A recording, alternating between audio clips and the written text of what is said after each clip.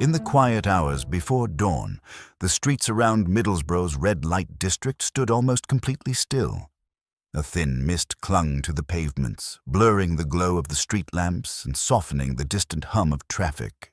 Somewhere in that silence, Vicky Glass stepped out of a taxi and into the darkness, unaware that these would be the last moments anyone would see her alive. Minutes later, a car pulled up. Its headlights swept across the empty road, slowing just long enough for someone inside to speak to her. What was said, no one knows. What happened next, no one saw. But in that small window of time, between a quiet street, a desperate night, and a missing young woman, something irreversible unfolded. By sunrise, Vicky was gone, and the truth about those final minutes still lies buried in shadows.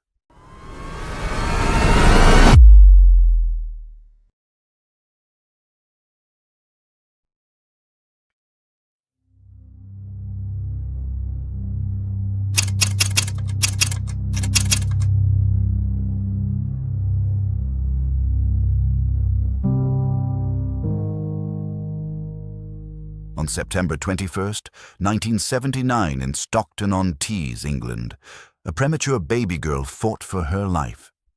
Vicky Glass weighed just 3 pounds. She was born 2 months early.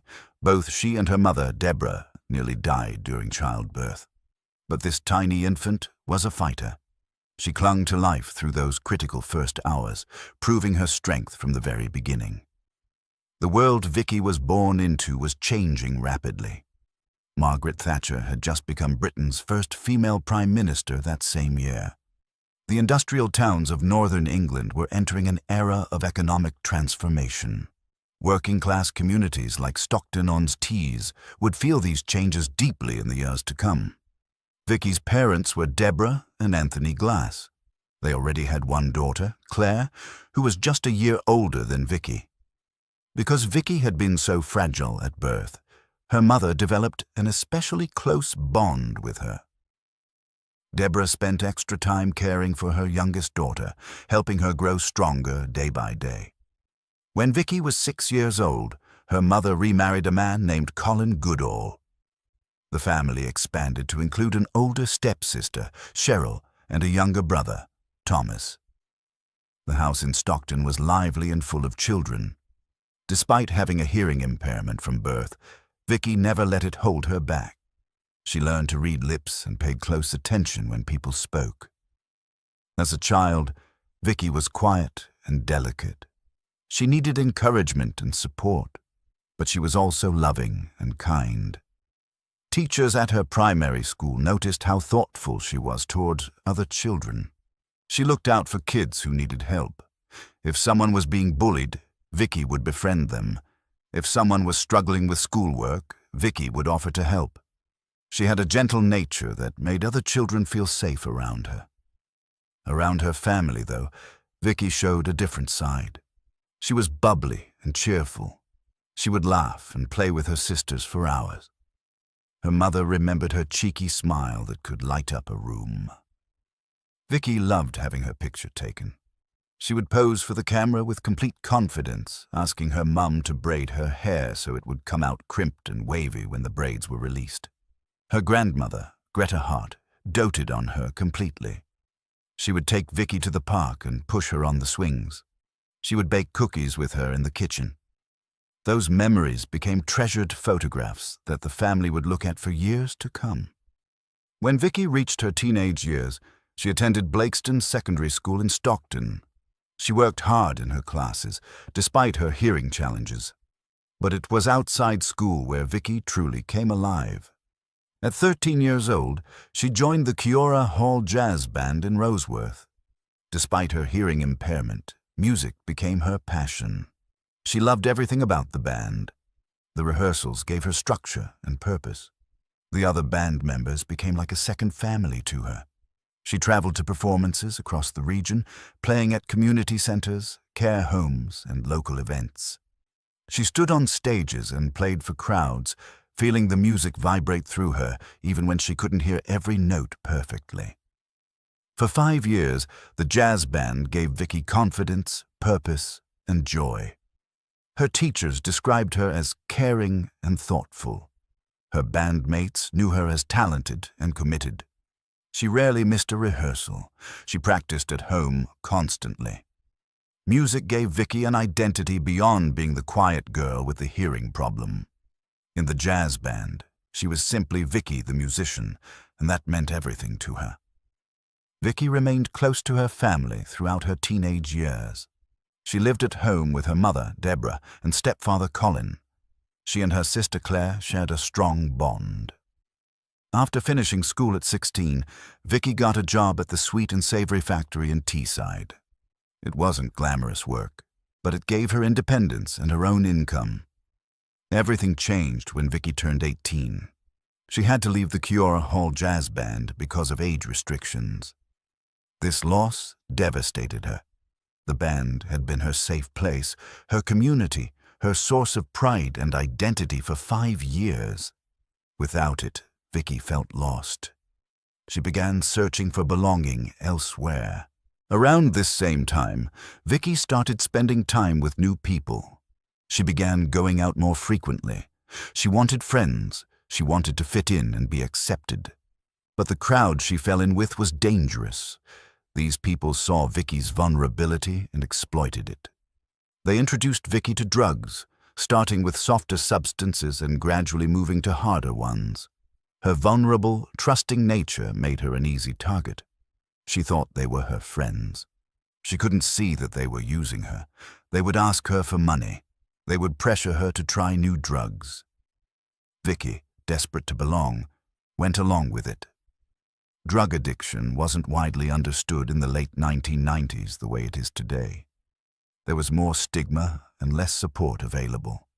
Vicky's parents didn't realize how serious the problem had become until it was too late. At first, they noticed small changes. Vicky seemed more tired. She was losing weight. She was asking for money more often. But they didn't connect these signs to drug use right away. When they finally understood what was happening, they were devastated. Her father, Anthony, tried desperately to get help. He went to doctors and begged them to admit Vicky to a hospital for treatment. He explained that she was addicted and needed help, but the doctors told him to leave it alone. She was an adult. She had to want help. They couldn't force her into care against her will. The support systems and treatment options that exist today simply weren't available in 2000. Anthony and Deborah felt helpless watching their daughter spiral downward. They tried talking to her. They tried giving her ultimatums. They tried cutting her off financially. Nothing worked. The addiction had its claws in Vicky, and she couldn't break free. By the time Vicky was 21, addiction had completely taken over her life. She had lost her job at the factory. She had moved out of the family home into a house in Middlesbrough. To pay for drugs, she had been forced into sex work. She worked the streets of Middlesbrough's red light district. Vicky was vulnerable. She was being exploited by everyone around her. The people in that world kept her trapped in an endless, desperate cycle. She would work the streets to get money. She would buy drugs. She would use the drugs. Then she would need more money, and the cycle would start again. Anthony would give Vicky money when she asked, hoping it might keep her safe. He knew what she was doing with the money, but he couldn't stand the thought of her being completely desperate on the streets. She never stole from him. She never caused trouble at home. He would beg her to stop using drugs, but Vicky seemed unable to break free. The addiction was too powerful. On September 21st, 2000, Vicky turned 21 years old. 3 days later, she would disappear forever. The last clear footage of Vicky Glass came from a security camera in Cannon Park, Middlesbrough, on the evening of September 23rd. The video showed Vicky with a female friend. She wore light-colored trousers, a light-colored top, white trainers, and a dark puffer jacket. Even on the grainy footage, it was clear that Vicky looked thin and worn down. Police later spoke to the friend in that video. She provided crucial information. After the footage was recorded, Vicky met a lorry driver somewhere in Middlesbrough. This man gave Vicky some money. Vicky left personal belongings with him and agreed to meet him later that day. Police described this lorry driver as white, between 34 and 38 years old, with a broad build and a distinctive mole on his face. Despite extensive efforts, investigators have never been able to definitively identify or locate this man. As Saturday night turned into Sunday morning on September 24, 2000, Vicky was working in the Union Street area of Middlesbrough. This was the heart of the red light district. Vicky had no money. She needed drugs. That desperate need drove everything she did that night. At approximately 4 a.m. on Sunday morning, a taxi dropped Vicky off at Union Street at the junction with Eshwood Square. The taxi driver later confirmed this drop-off to police. Vicky stepped out of the car into the dark street. She was alone. The taxi drove away. This was the last confirmed sighting of Vicky Glass alive. Police believe that shortly after the taxi drove away, someone picked Vicky up from that location. Given the circumstances, investigators think this was a client looking for paid intimate services. That person drove Vicky somewhere. What happened next remains unknown. But within hours, Vicky was dead. Her killer then faced a problem. He had a body to dispose of. He chose Danby, a remote village in North Yorkshire, approximately 40 minutes from Middlesbrough. Danby sits on the edge of the North York moors. It's a quiet, rural area with very few residents. In the early morning hours, it would have been completely deserted. The killer transported Vicky's body to Danby. He found a stream running through moorland on the outskirts of the village. He dumped Vicky's naked body into the cold water. She had been murdered in a brutal, violent way. The exact details have not been fully released, but investigators described the crime as callous and evil. For 6 long weeks, Vicky lay in that cold stream. Her family searched frantically for her. They filed missing person reports. They distributed flyers. They called hospitals. They held on to hope that Vicky might still be alive. But as days turned into weeks, that hope began to fade. On November 3, 2000, a dog walker was out near Danby village. His dog ran ahead on the path, then started acting strangely near the stream.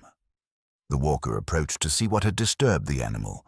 What he found would haunt him forever. There, partially submerged in the water, was the naked body of a young woman. Police were called immediately. Officers arrived and cordoned off the area. The location was difficult to access, requiring officers to walk along muddy paths through moorland. Forensic teams carefully documented everything. The body had been there for weeks, but there was still enough evidence to work with. It didn't take long to identify the body as Vicky Glass. The young woman who had been missing from Middlesbrough since September 24th had been found, but not alive. Dead in a stream, 40 minutes from home, in a village she had no known connection to.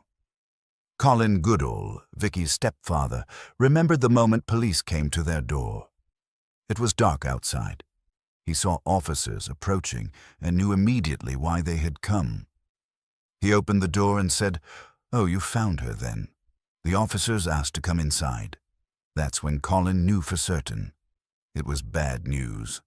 The police told the family that Vicky's body had been discovered in Danby. Deborah collapsed. The pain of that moment would stay with them forever. Cleveland police launched a massive murder investigation. A large team of detectives worked the case around the clock. They interviewed hundreds of people connected to Middlesbrough's red light district. They spoke to other sex workers who knew Vicky, asking about her regular clients and anyone who seemed dangerous. They tracked down her clients. They interviewed friends and family members.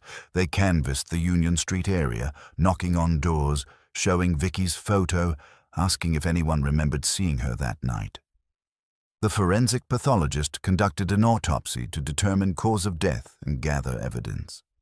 DNA samples were taken. Fingerprints were checked. Every piece of physical evidence was carefully analyzed. The examination confirmed that Vicky had been murdered shortly after she disappeared. She had been killed somewhere else, then transported to Danby. Investigators reviewed security camera footage from across Middlesbrough. They looked at cameras near Union Street. They checked footage from nearby businesses. They analyzed phone records. They built timelines. They worked around the clock trying to identify who had picked Vicky up from Union Street that night. But they hit a wall. People in the red light district refused to talk to police. Sex workers were afraid. Drug users didn't want to get involved. Investigators later said they encountered a complete wall of silence. Nobody would cooperate. Police focused heavily on lorry drivers. Many truckers were known to be clients of women working in prostitution in Middlesbrough. The lorry driver who had given Vicky money earlier that day became a key person of interest. But without a name or vehicle registration, finding him seemed impossible. In early 2001, police made their first arrest. A 39-year-old lorry driver from the Grimsby area was brought in for questioning. Detectives interrogated him for nearly 14 hours. They pressed him for details about his whereabouts on September 24th. They challenged inconsistencies in his story, but they couldn't find enough evidence to charge him. He was released without charge. In January 2002, police arrested another suspect. A 47-year-old man was taken to Northallerton Police Station and questioned extensively. Again, investigators hoped this might be the breakthrough they desperately needed. Again, there wasn't enough evidence. He was released without charge. Over the years, 4 different people were arrested in connection with Vicky's murder. 4 times, police believed they might have found the killer. 4 times, those individuals walked free because the evidence wasn't strong enough to prosecute. No one has ever been charged. No one has ever stood trial. The impact on Vicky's family has been absolutely devastating. Her mother, Deborah, couldn't laugh or smile for 2 full years after Vicky's death. The grief consumed her completely. Anthony, Vicky's father, became a broken man. He developed paranoia. He couldn't focus on anything. He lost his job because he was unable to work. He stopped going out alone. He has never worked again since losing Vicky. Anthony described his existence in painful terms. People tell him that time heals all wounds, but he knows that's a lie. Time doesn't heal anything. He feels like he doesn't really exist anymore. Days blur together. He stopped doing the things he used to enjoy. Life became something to endure, not live. Tragically, Deborah Goodall died in 2015. She passed away without ever getting answers about who killed her daughter. She died without seeing justice served. That unresolved grief tormented her until the very end. Cleveland police never gave up on the case. In 2021, a detailed review was conducted by the Historical Investigation Unit. New detectives looked at all the evidence with fresh eyes. They had access to forensic technology that didn't exist in 2000. They could use DNA enhancement techniques. They could employ new investigative methods. The review revealed uncomfortable truths. The original investigation had been poor quality. There were failings in how the case was initially handled. This acknowledgement was painful but also gave hope. Perhaps a fresh approach could finally bring answers. A new investigation team was formed, led by Detective Chief Inspector Peter Carr. They began reinvestigating the case from the ground up, treating it as if it were a fresh murder. They reviewed over 2,000 hours of CCTV footage from the time of Vicky's disappearance, footage that previous investigators may not have examined thoroughly. They re-interviewed witnesses, asking new questions with the benefit of hindsight. They followed new leads that emerged from the review. They used advanced DNA analysis techniques that weren't available in 2000. They approached the case with fresh eyes and modern investigative methods. In 2022, a major breakthrough came. Previously unknown CCTV footage surfaced showing Vicky in Cannon Park on the day she disappeared. This was the first video of Vicky in her final hours. No one knew this footage existed. It had been sitting in an archive somewhere, overlooked during the original investigation. The footage showed exactly what she was wearing. It showed who she was with. Her friend came forward when she saw herself on the news and provided the crucial information about the lorry driver who had given Vicky money. Investigators returned to Danby in November 2022 to reappeal to the community. They handed out flyers with Vicky's photo and information about the case. They distributed questionnaires asking residents to think back to November 2000. They set up a base in the village hall where people could come speak to detectives. They asked people, did anyone see anything suspicious back then? Did anyone notice vehicles that didn't belong in the area? Did anyone have concerns about people visiting the area around that time? Were there any strangers in the village? Detective Superintendent Peter Carr emphasized that after 25 years, loyalties can change. People who were too frightened to speak in 2000 might feel differently now. Someone might have information they didn't realize was important at the time. Someone might finally be ready to tell the truth. Maybe they were protecting someone back then, but that relationship has ended. Maybe they were afraid of retaliation, but enough time has passed. Maybe they were involved in illegal activities themselves and didn't want to come forward, but they've since turned their life around. Whatever the reason for their silence, now is the time to speak up.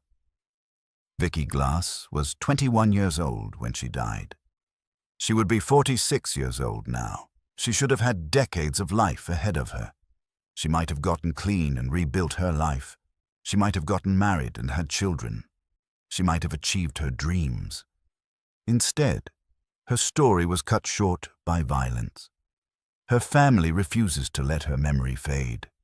They refuse to give up on justice, even after 25 years, and they refuse to let the world forget that Vicky Glass mattered.